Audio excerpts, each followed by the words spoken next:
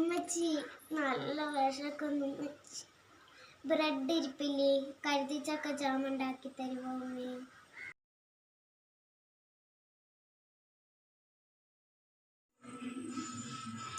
ചക്ക ഇതുപോലെ കട്ട് ചെയ്തെടുക്കുക. ഇത് നമുക്ക് മിക്സിയുടെ ജാറിലേക്ക് ആക്കാം.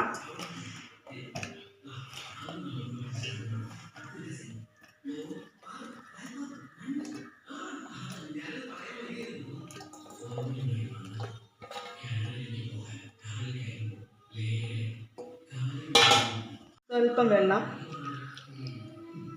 പഞ്ചസാര, മധുരത്തിന് ആവശ്യത്തിന്. ഇത് നല്ല മധുരമുള്ള കൈതച്ചക്ക വേണ്ട, അധികം വേണ്ട. നമുക്ക് അരച്ചെടുത്തിട്ട് വരാം. അരിച്ചെടുക്കാം.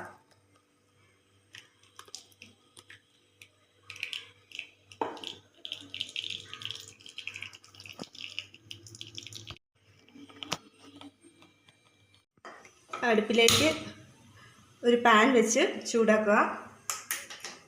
പാൻ ചൂടായി വന്നു. നമുക്കിതിലേക്ക് അരിച്ചു വെച്ചിരിക്കുന്ന കൈതച്ചക്കയുടെ ജ്യൂസ് ഒഴിച്ചു കൊടുക്കാം.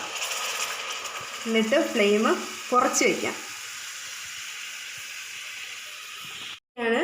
ഇത് നല്ലപോലെ ഇളക്കിക്കൊണ്ടിരിക്കണം. ഇതിൻ്റെ അകത്തെ വെള്ളത്തിൻ്റെ അംശം വറ്റി വരുന്നിടം വരെയും ഇളക്കിക്കൊണ്ടിരിക്കണം. ഏറ്റവും നല്ലത് നോൺ സ്റ്റിക്കിൻ്റെ പാൻ തന്നെയാണ് കേട്ടോ.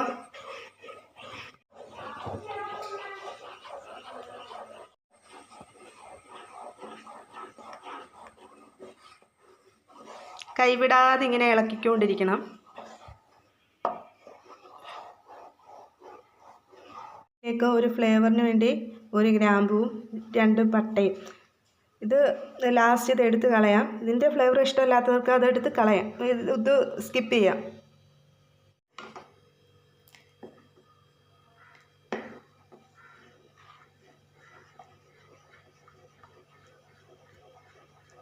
വറ്റി തുടങ്ങിയിട്ടുണ്ട് കേട്ടോ.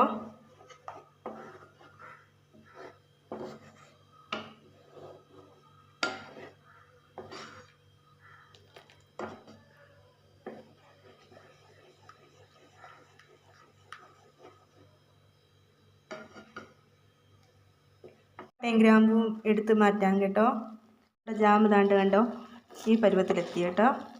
ഉണ്ടോ ഇട്ട് വന്നിരുന്ന പരുവം? പാത്രത്തിൻ്റെ സൈഡിൽ നിന്നെല്ലാം വിട്ട് ഉണ്ടോ, ഇങ്ങനെ ആയിട്ടുണ്ട് കേട്ടോ.